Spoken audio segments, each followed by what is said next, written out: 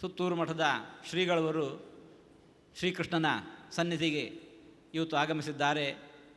ಅವರನ್ನು ನಾವು ಹೃತ್ಪೂರ್ವಕವಾಗಿ ಹಾರ್ದಿಕವಾಗಿ ನಾವು ಅವರನ್ನು ಸ್ವಾಗತಿಸ್ತಾ ಇದ್ದೇವೆ.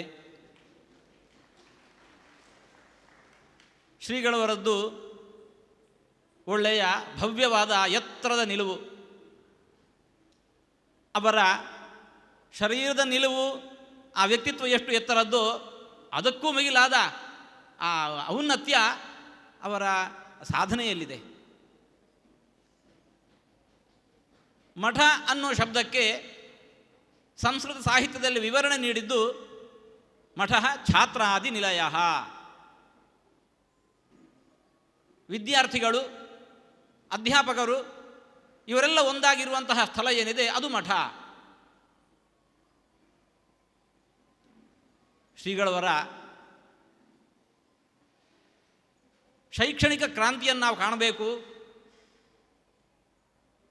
ಹೆಸರೇ ಸುತ್ತೂರು ಅಂತ ಹೇಳಿಕೊಂಡು ಸುತ್ತಲಿನ ಊರಿನ ಎಲ್ಲ ವಿದ್ಯಾರ್ಥಿಗಳು ಕೂಡ ಒಂದೇ ಛತ್ರದ ಅಡಿಯಲ್ಲಿ ಅಧ್ಯಯನವನ್ನು ನಡೆಸುವ ವೈಭವವನ್ನು ನಾವು ಕಾಣಬೇಕು. ಅದು ಲೌಕಿಕ ಶಿಕ್ಷಣ ಇರಬಹುದು, ಆಧ್ಯಾತ್ಮಿಕ ಶಿಕ್ಷಣ ಇರಬಹುದು. ಎಲ್ಲಿ ತನಕ ಓದಲಿಕ್ಕೆ ವಿದ್ಯಾರ್ಥಿಗಳ ಸಾಧ್ಯತೆ ಇದೆಯೋ ಅಷ್ಟರ ತನಕ ಕೂಡ ಶಿಕ್ಷಣ ಕೊಡೋ ಸಾಮರ್ಥ್ಯ ಅವರಲ್ಲಿದೆ. ಸಮಾಜಕ್ಕೆ ಬೇಕಾಗಿರೋದು ಒಂದು ಶಿಕ್ಷಣ, ಇನ್ನೊಂದು ಆರೋಗ್ಯ.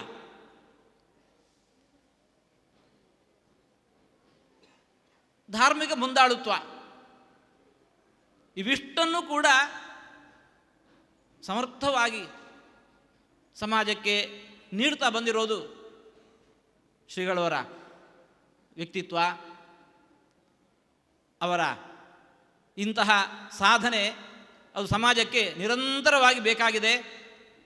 ಶ್ರೀಕೃಷ್ಣ ಮುಖ್ಯಪ್ರಾಣರು ಅವರಿಗಂತಹ ಒಳ್ಳೆಯ ಆರೋಗ್ಯವನ್ನು ಕೊಟ್ಟು ಇನ್ನೂ ಇಂತಹ ಸೇವೆ ನಿರಂತರವಾಗಿ ಮಾಡುವಂತೆ ಅನುಗ್ರಹಿಸಲಿ ಅಂತ ಹೇಳಿಕೊಂಡು ಕೃಷ್ಣ ಮುಖ್ಯಪ್ರಾಣರಲ್ಲಿ ಪ್ರಾರ್ಥಿಸ್ತಾ ಮಾತನ್ನು ಮುಕ್ತಾಯಗೊಳಿಸ್ತಾ ಇದ್ದೇವೆ. ಕೃಷ್ಣಾರ್ಪಣಮಸ್ತು.